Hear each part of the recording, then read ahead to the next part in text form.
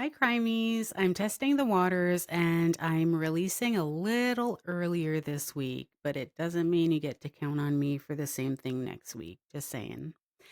I'm your host, MAB, and you're listening to the Coffee and Crime podcast. For today's case, I'll be telling you the story of Marcel Cormier and Marcia LeBlanc. For those of us who grew up in New Brunswick, it's almost impossible to find someone who has not heard of this couple. So before we get started, please take a listen to the following disclaimer. The content delivered through this podcast will at times be graphic in nature and describe criminal conduct which includes but is not limited to violence, sexual assault, and homicide.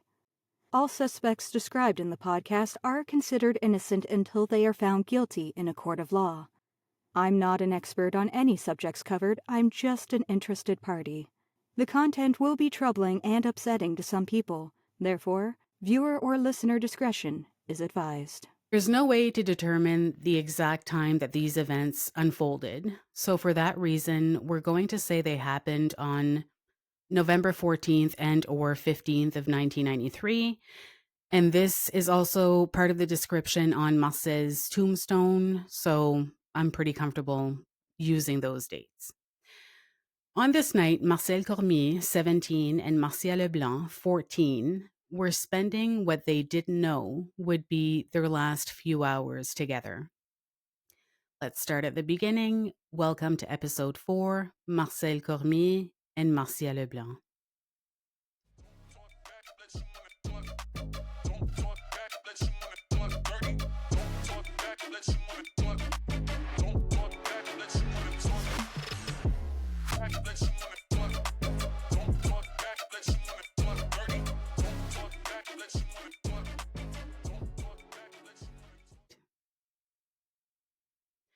Our story takes place in Notre-Dame-de-Kent, New Brunswick, which is a pretty well-known small French village for people who are from around here. A few facts about Notre-Dame. This is going to be very slim. The area was first settled by Irish and Scottish pioneers who arrived in the 1800s. The area also had a lot to offer because it was rich in lumber, so that means it had a mill, lumber camps, workers, stores, hotels, blacksmiths, and services for the community. It really had, even back then, almost all of the things people needed and even a few luxuries to offer as well. In the 1850s, Acadians from Beaumont-Memramcook, Bouctouche, and Grand-Digue began to arrive. So that's the very basic history of Notre-Dame and how it started to become what it is today. Marcel Cormier loved playing hockey with friends on a regular basis. After his parents' divorce, he was living with his dad and older brother in Saint-Antoine, which is another small French community in the area. He was popular and loved by many, and he was in high school in grade 12.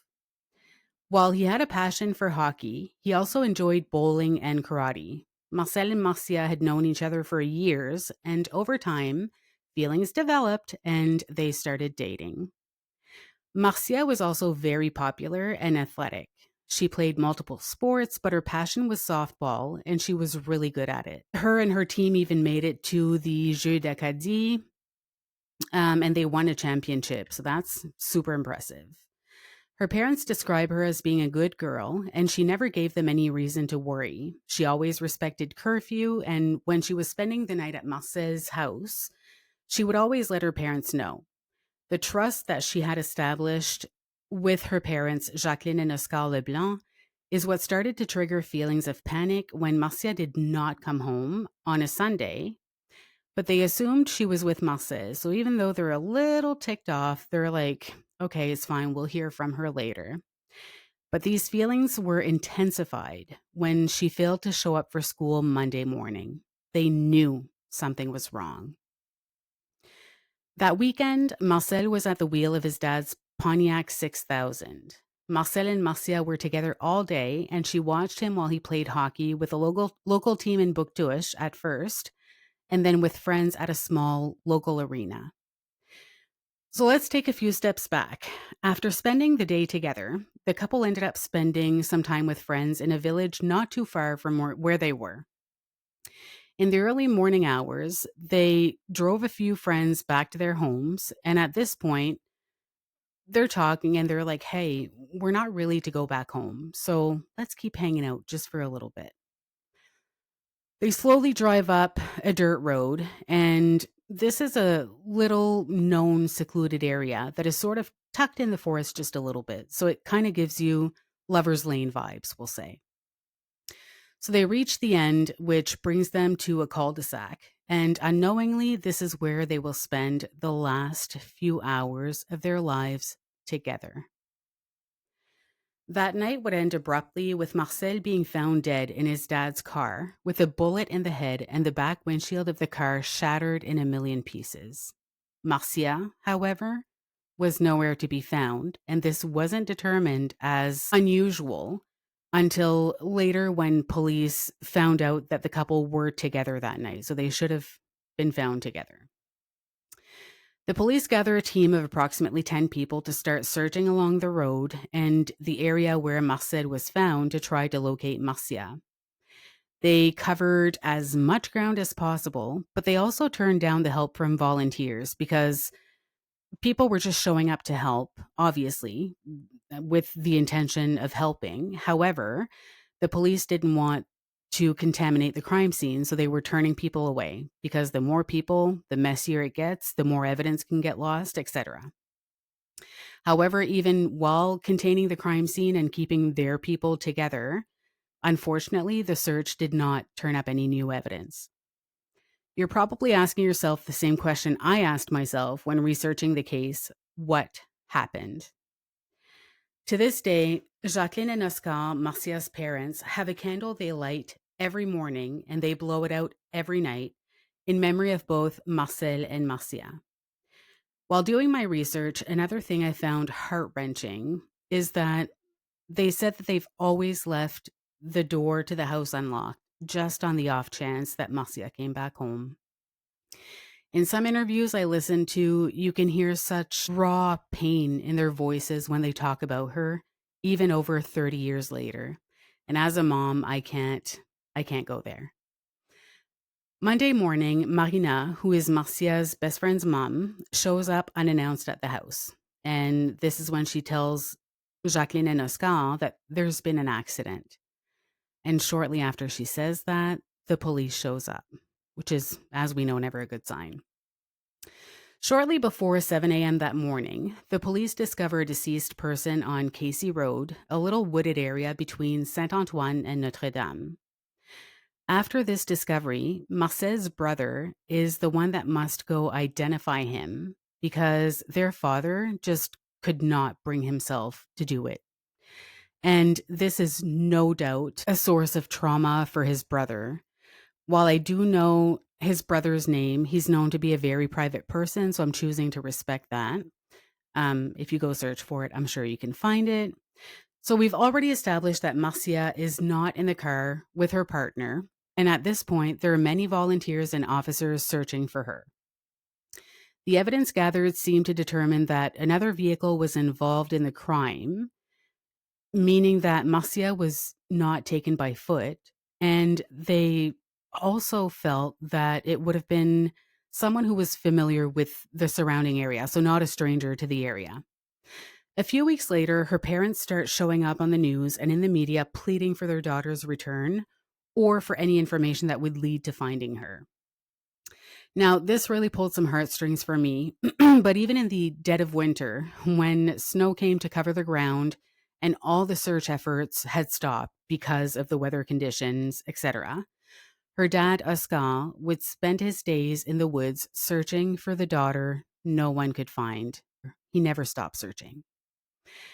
Now, this next part I don't really understand, but 3 months into the investigation, a new investigator is assigned to the case. His name is Jerry Béliveau. I don't think the parents or the public were ever provided an explanation as to why the case had changed hands. Maybe it's irrelevant, maybe not, and it seems we'll never really find out. As spring turns into summer and fall, in November of 1994, a hunter finds a little white shoe, which is a match to the shoes Marcia was wearing before she disappeared.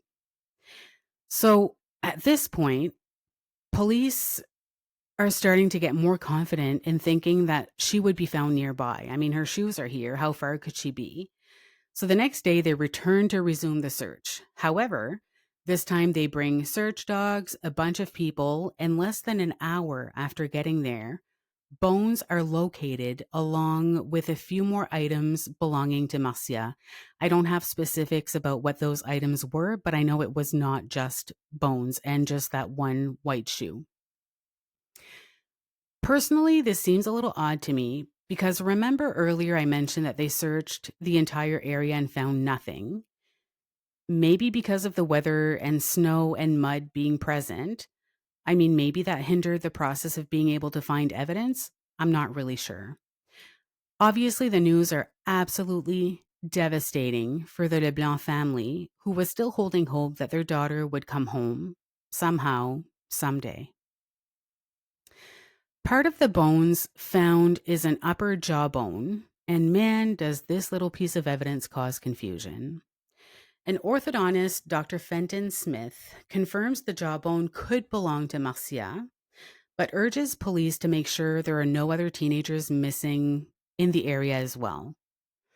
All the bones found were confirmed to be belonging to the same skeleton or the same person, and to be belonging to a female between the ages of 14 and 16 and around 5'6" to 5'10" in height. Now, if we think of this for a second, Marcia was 14 and she was 5'8". So she definitely fits that description. And there were no other cases of missing teens around. And I would hope that if there were other missing teens, that it would have been known to someone. So one thing I need to mention so we can try to make sense of the next parts of this story is that there was a hunter who spent the night close to where Marcel's body was found. And this person's name is Roger LeBlanc. He was 34 years old at the time. He gets questioned by the police, and then just as fast as he was found and questioned, he disappears the very next day. Just gone. An illegal bar, I guess we'll call it an illegal bar, called Camp Aola, which was sort of like a camp or a little cottage in the area. It could host approximately anywhere from 50 to 100 people on a Saturday night. The booze and drugs flowed freely, including cocaine. And this was, at the time, again, the closest building to where the crime happened. But today it no longer welcomes patrons. I think it's a little run down. So because this is so close to the crime scene, police know that they need to interview everyone they can find that spent time there that Saturday night. So they begin by asking each person if they owned a .303 caliber, because the evidence they found showed that this is the kind of gun or the type of gun that killed Marcel. Everyone who owns this sort of gun hands it over to be analyzed. They hand over any shell casings they might have and whatever else they can gather as things that need to be analyzed. I also want to mention that even though I don't know much about hunting, or really nothing at all, I guess a .303 is pretty common as a firearm to have during hunting season. And this was the end of the hunting season because it was middle to end of November. So it was still pretty common for people to carry those around. So back to Roger. He came from a family of 9 and lived close to Le Pays La Sagouine. While he was known as a pretty quiet man, he did stop at the tavern regularly to enjoy a beer or two and a few extra drinks on the weekend. And while we're on the subject of Roger, his preferred hunting grounds were close to the Canaan River. Roger had told his family he was going hunting. I think he said he was going for the weekend or for the night at least, but he seemed off that day. His sister described him as being stressed out, or that he seemed sort of nervous and unsettled. So Saturday and Sunday, no one hears from Roger. However, they do end up finding his truck, but he's nowhere to be found. So again, he's just gone. Then At this point, the police is like, wait a minute. We interrogated this guy, and then the day after he disappears, something's kind of fishy. It didn't sit well with the police. So this is when they called the Halifax office in Nova Scotia, and they asked to have the results from the evidence they submitted from the guns and shell casings. So it was then that they received confirmation that the shell casings from Roger's gun matched the bullet that shot and killed Marcel. An expert is of the opinion that it's impossible to confirm with 100% certainty that the bullet that killed Marcel came from Roger's gun. I'm definitely not a ballistic expert, and I would never pretend to be one. So I'm having a hard time understanding how one side can say Roger's a person of interest partially because of this evidence, while the other side is adamant that they're unsure, that this is not enough to prove someone guilty of a crime. Once police determine that Roger's officially a person of interest, Crime Stoppers prints thousands of flyers asking the public for information to try to help and find him. We need to bring him so that we can, potentially bring him to justice. I also need to add that everyone who knew him and everyone who was interviewed about Roger have said that they couldn't picture him doing something like that. He was just too quiet, too kind of a man. Impossible. On November 17th, police confirmed that Roger rented a motel room after receiving a tip that he was spotted there with a girl who resembled Marcia. This was ruled out because the description of the girl did not match Marcia's. At this point, the rumors and speculations are definitely starting. In May of 1994, a young boy and his dad go fishing on the Canaan River, and the little boy trips over something. So when he bends down and picks it up, it's metal. And then upon looking closer, it's a .303 caliber, one that resembles Roger's gun. Some other belongings found are said to potentially be Roger's, but I don't believe this is ever 100% confirmed. So they said, I guess the day he went to tell his family that he was going hunting, he was wearing multiple layers of clothing. So one of the shirts he was wearing and one of those hunter vests that he was wearing was found. So yes, it's similar to the clothes he was wearing, but I don't think there's been any confirmation 100% that it was his clothing specifically. Now, I know this is a roller coaster, but let's back up just a little bit more once again. So earlier, when I said police searched the area and found nothing, one of the officers reported hearing a gunshot, followed by a shadow of a person falling into the river. Now, let's keep in mind it's November, early morning. It's still dark out. So, did he really see what he think he saw? We don't know. So after that search, they came up empty-handed, remember? So how is it that this gun was never found back then in November after this police reported hearing a gunshot and somebody falling into the river? But then in May, it somehow appears seemingly out of nowhere for this little boy to trip over and find. So just to recap, we have teams of divers, search dogs, and a total of approximately 170 people searching who find nothing. But in May, months later, the .303 is found. About 2 years later, the search of the river begins and the police confirms that there has been no activity from Roger. There's been no sightings, no bank activity, literally nothing. And they start to think that maybe he ended his own life, and his family shares that opinion too. Obviously, they're holding out hope that Roger will come back home, but since they haven't heard from him for so long, they're now starting to question whether he's still alive or not. This long after the murders, Marcia's parents, still hoping to get some solid answers, make the super difficult decision to exhume Marcia's remains, the bones they had found. so they can do DNA testing. DNA testing was done by the police, but the results came back as undetermined due to not being able to retrieve enough of a sample for comparison.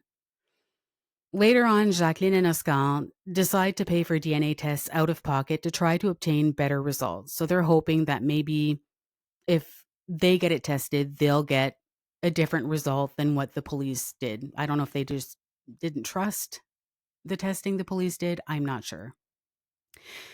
So they're asked by a lab in British Columbia, Canada, to have some ashes sent to be analyzed. So this part gets a little blurry for me because, trust me, I'm no scientist.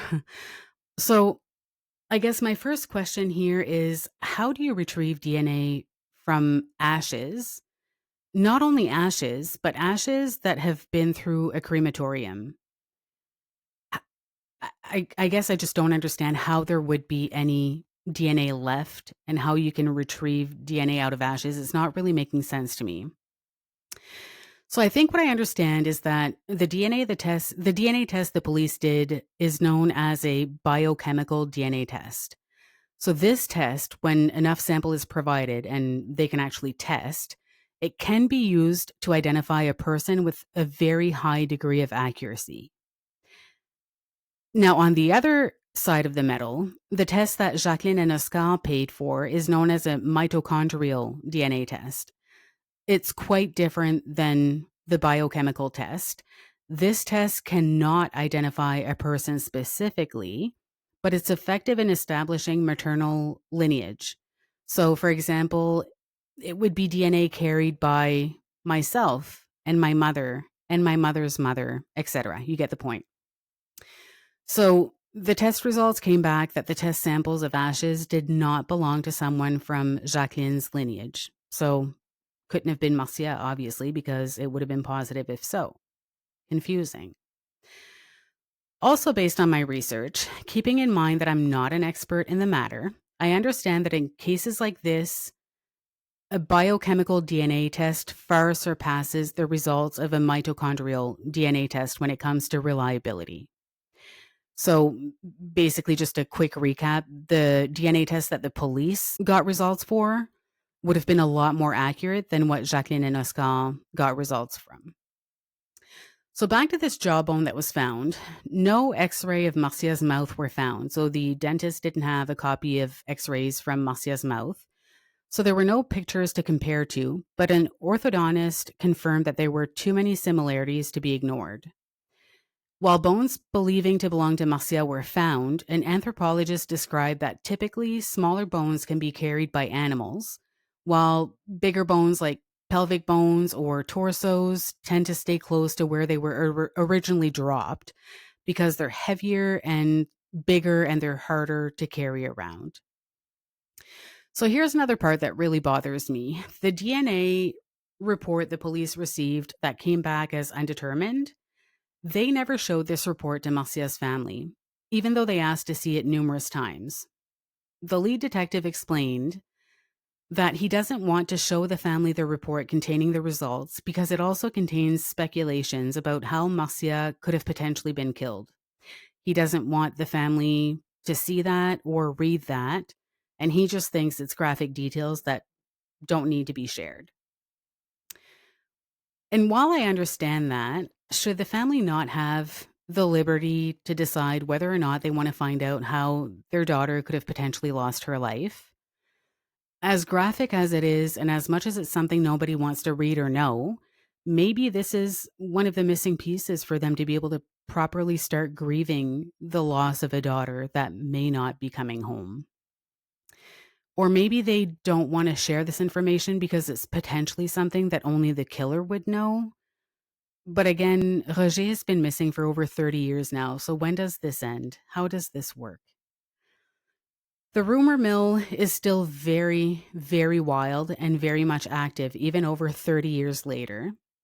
Rumors and speculations are things I try not to entertain on this podcast because, again, I prefer sticking to the facts and what we know for sure, and I also want to do that out of respect for the families.